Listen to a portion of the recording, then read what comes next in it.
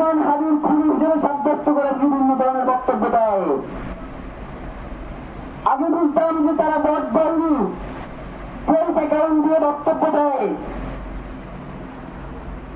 বন্ধুরা, চলুন একটু বিশ্লেষণ করে দেখি শরীফ ওসমান হাদির হত্যাকারীদেরকে। আসলে বাস্তব হলো, শরীফ ওসমান হাদির হত্যাকারীদেরকে ইন্ডিয়া কখনোই বাংলাদেশের হাতে তুলে দেবে না।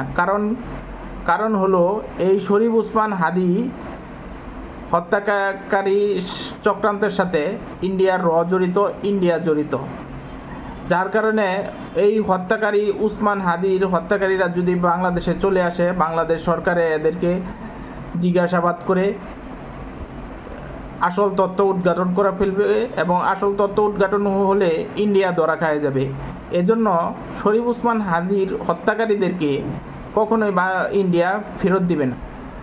আপনি একটা জিনিস চিন্তা করে দেখেন, ইসরায়েলের গোয়েন্দা সংস্থা মোসাদ, এই মোসাদ একটা হত্যাকারী সংগঠন, যারা ইসরায়েলের বিরুদ্ধে কথা বলছে, যারা ইসরায়েলের বিরুদ্ধে প্রতিবাদ করছে, এদেরকেই এরা হত্যা করছে। এমনকি ইংল্যান্ডে যখন এরা থাকতো তখনও ওইখানে বহু ইংল্যান্ডের বড় বড় নেতাদেরকে হত্যা করছে। এমনকি এখনও সারা বিশ্বের বিভিন্ন প্রান্তে তারা তাদের বিরুদ্ধে যে নেতা কথা বলে, যে দেশ কথা বলে, ওই দেশই তারা হত্যাকাণ্ড চালিয়ে থাকে।